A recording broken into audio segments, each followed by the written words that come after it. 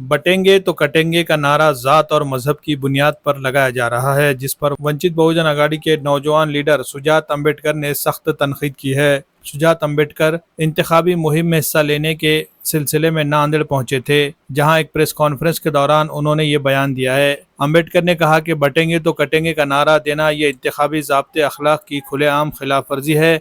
इस तरह का नारा देने वाले योगी आदित्यनाथ और बीजेपी के उम्मीदवारों पर इलेक्शन कमीशन को फौरी कार्रवाई करनी चाहिए। उन्होंने कहा कि हमारा नारा जोड़ेंगे तो जीतेंगे है, जो इत्तेहाद और भाईचारे का पैगाम देता है। हम नफरत और तफरीक के नज़रिए को मुस्तरद करते हैं और लोगों को एक दूसरे से जोड़ने के अज़्म के साथ काम कर रहे हैं। प्रेस कॉन्फ्रेंस के दौरान सुजात अम्बेडकर ने यह भी इल्ज़ाम लगाया कि नांदेड़ में वंचित बहुजन अघाड़ी के उम्मीदवारों पर इख्तिदार में मौजूद जमातों की तरफ से हमले किए जा रहे हैं। उन्होंने मजीद कहा कि इन हमलों का मकसद हमारे उम्मीदवारों को डराना और अवामी हिमायत को कमज़ोर करना है, लेकिन अवाम हमारे साथ है और वो नफरत की सियासत को रद्द करेंगे।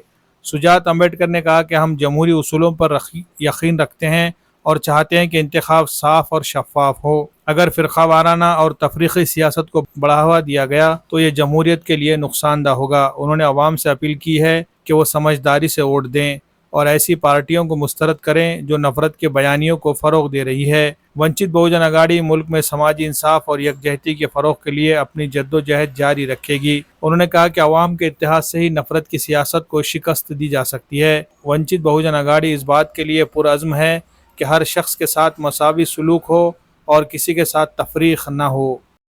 निषेध चुकीचा नारा आहे, धर्माच्या आधारावरती जातीच्या आधारावरती दिलेला नारा आहे आणि हा निवडणुकीमध्ये नारा वापरला कामा नये असं माझं ठाम मत आहे। आम्ही या नाऱ्याचा ठामपणे विरोध केला आहे, पण माझं इलेक्शन कमिशनला नुसताच एवढा प्रश्न आहे की तुम्ही घाबरताय का? हा खरं आक्षेपार्ह नारा आहे आणि तुम्ही ह्याच्यावरती तातडीने ॲक्शन घेतली पाहिजे।